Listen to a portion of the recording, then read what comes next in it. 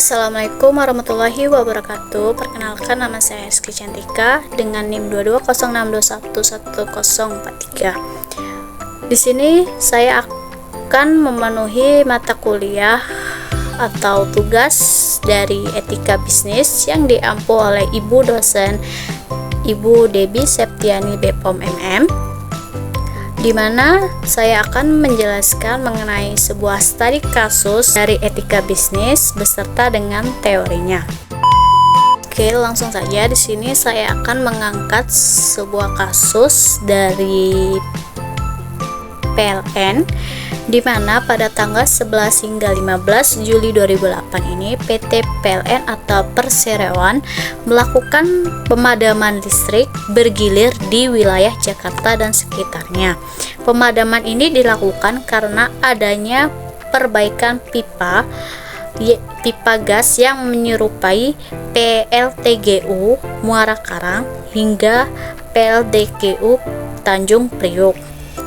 Beberapa poin penting terkait kasus ini. Yang pertama, penyebab pemadaman ini perbaikan pipa gas yang menyerupai PLTGU Muara Karang hingga PLTGU Tanjung Priok ini. Kemudian dampak dari pemadaman ini, yang pertama, pemadaman listrik bergilir di wilayah Jakarta hingga sekitarnya. Yang kedua, kerugian bagi industri seperti dialami oleh PT Samcon, produsen komponen elektronik, yang mengalami kerugian 1,8 miliar. Kemudian mengenai reaksi masyarakat atas kasus ini, keluhan dari masyarakat dan pelaku industri akibat pemadaman yang tidak teratur ini.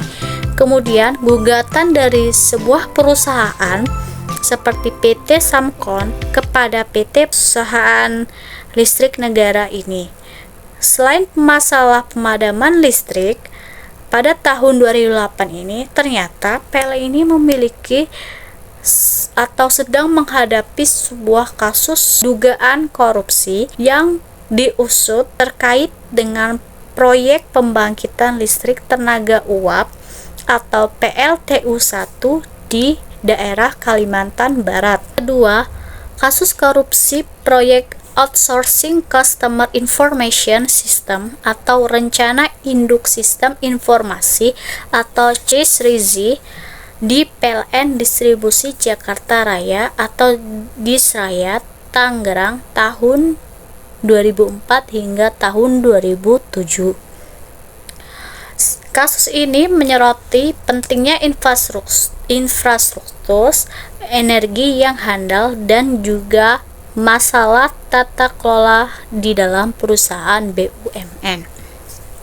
Menyikapi permasalahan ini, jika kita lihat dari beberapa teori yang ada di etika bisnis, menurut pendapat saya, teori yang dianut di dalam masalah ini ialah teori etika teleologi, di mana kasus ini monopoli pada perusahaan PLN terbentuk secara tidak langsung dan dipengaruhi oleh pasal 33 Undang-Undang 1945, di mana pengaturan, penyelenggaraan, penggunaan, persediaan dan pemeliharaan sumber daya alam serta pengaturan hubungan hukumannya ada pada negara untuk kepentingan mayoritas masyarakat dan sebesar-besarnya kemakmuran rakyat. Maka PT PLN ini dinilai tidak etis jika ditinjau dari teori etika teleologi.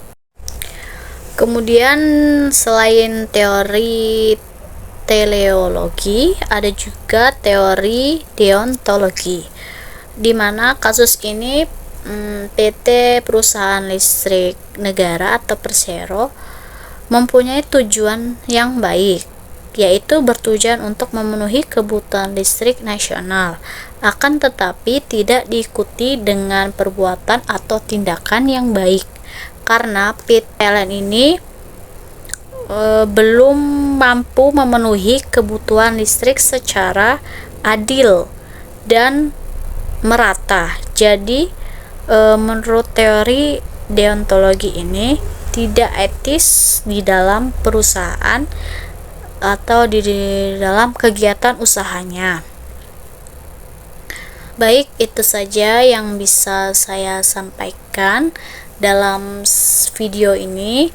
Mohon maaf apabila ada kekurangan. Saya akhiri. Wassalamualaikum warahmatullahi wabarakatuh.